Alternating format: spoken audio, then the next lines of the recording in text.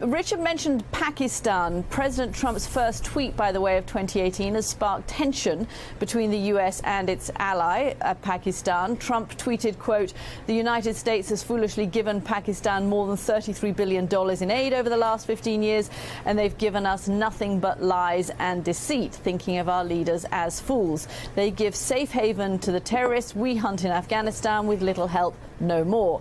Pakistan's defense minister, by the way, fired back, tweeting, quote, "Pakistan, as anti-terror ally, has given free to U.S. land and air communications, military bases, intel cooperation that decimated al-Qaeda over the last 16 years, but they have given us nothing but invective and mistrust. They overlook cross-border safe havens of terrorists who murder Pakistanis." The Washington Post reports that Pakistan officials are expected to hold a cabinet meeting today to adopt a response to Trump's tweet. Meanwhile, the White House noted yesterday that it intends to continue to withhold $225 million in aid to Pakistan, already appropriated by Congress. That aid has been on hold since August. Look, Heidi, it's not the first time. The Obama administration also withheld aid to Pakistan. What's the Trump administration hoping to get here? What do they want to change in this relationship, and how are they going to do it?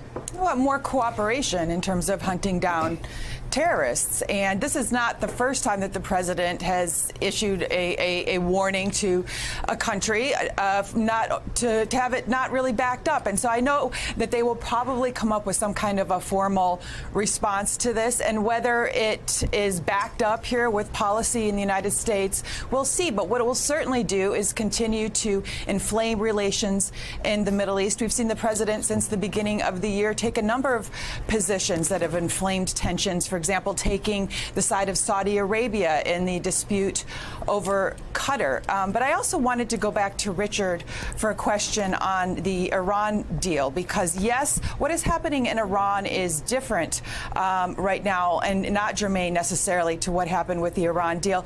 But the president faces a decision coming in January whether to go ahead and recertify again that Iran is complying with that agreement, and whether to issue a waiver for those sanctions. And if we see what is happening here and we support what is happening in Iran with the people rising up, why would we go ahead and try to do, again, what the president said he wanted to do, which is to blow up this deal?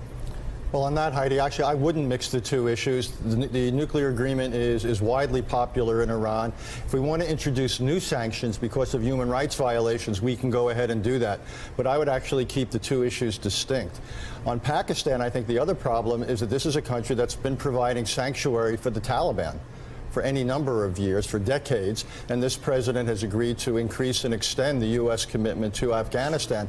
So we are at loggerheads, and again, this is nothing new. You know, what I would basically say, the problem is not so much what the president tweeted, the content of it. I'm just not sure that tweeting it makes a lot of sense. What I would do is quietly make it clear that our support for Pakistan is going to be conditional going forward, our military support, based upon specific behaviors against terrorism, what they do about the Taliban. But to put it out publicly now forces the Pakistanis' response. It makes it more difficult to arrange anything behind the scenes, and that was plenty difficult to begin with. Okay, Richard, Pakistan, North Korea, Iran, all countries that have been problematic for American president for decades. You've written the book on this. It certainly looks like it's a world in disarray. But when you wrote this a year ago, I wonder if you actually realized just quite how much disarray the world was going to be in, given where we are today and a year after the Trump administration. Who's controlling this? Who's the hand of God that's looking at the world thinking, okay, we are the leaders and we're going to make sure that there's a fix to some of this? Kathy, I've been called many things in my life, but never an optimist. So this is all new to me. Look, I think the clear message of the last few years is the alternative to a U.S.-led world, the sort of world essentially we've seen now for 3/4 of a century, beginning with World War II. The alternative to a U.S.-led world is a nobody-led world. And we're seeing it most violently in the Middle East, which is unraveling along more fault lines than I can count. We're beginning to see it in Asia, with North Korea emerging, China and Russia playing mixed sort of roles. What we just talked about with Pakistan going its own way. You go around the world, and increasingly we're seeing countries no longer deferring to the United States. And the United States is not isolationist. We're still involved, but we're involved intermittently, and we're involved in very narrow terms. We're no longer involved in across-the-board alliance relationships, where we pull out of the TPP and suddenly we create a space for China to emerge geoeconomically in Asia. We pull out of the Paris Agreement, and suddenly the Europeans have fundamental questions about what the United States is. We ignore human rights violations around the world consistently, including in places like Russia, Turkey, and the Philippines. And then we single them out today, in a single country. Richard, you say the U.S. is not isolationist under Trump. You use the word abdication, and you say that it's a new way for an empire or a great state to decline, one we haven't seen before. This is truly curious and unprecedented, Kathy. In history, great powers tend to fade for one of two reasons. Either they exhaust themselves, they bankrupt themselves, the way, say, the Soviet Union did in places like Afghanistan or the Cold War, or they're simply surpassed by a rising power.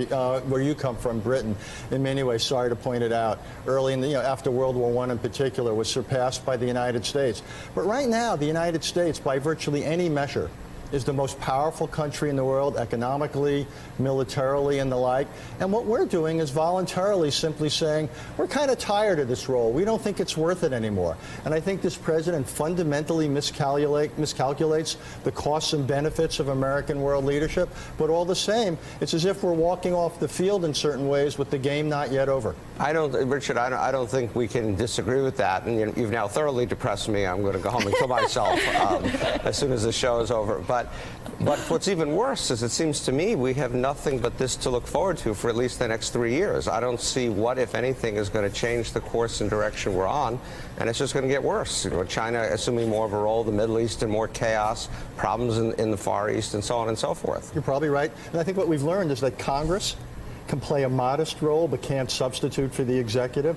And other countries aren't going to step in to play the kind of leading, responsible role we've played. Europe can't. Well, Congress hasn't really done much. You have a very good guy as head of Foreign Relations, Senator Corker, who's leaving after the end of next year, and even there you haven't been able to get much. No argument. Again, if we pull back, I don't see anyone filling our shoes or filling that vacuum. Selectively problematic states. It could be Iran in the Middle East, could be China or North Korea in Asia, Russia in parts of Europe. There's not a positive alternative to our doing yes. And what the president seems to miss is we will pay an enormous price. He wants to make America great again. This is not a world in which America can be great. We can't insulate ourselves from this sort of mayhem in the world.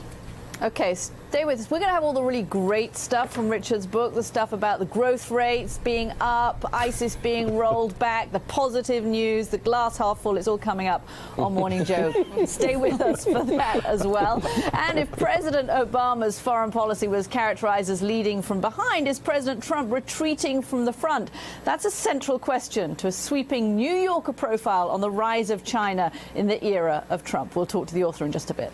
Coming up next, the New York Times reporter who just broke new details on the Russia investigation, plus a top House Republican is said to be pushing for a new probe, not of Vladimir Putin, but of the FBI. That big development straight ahead.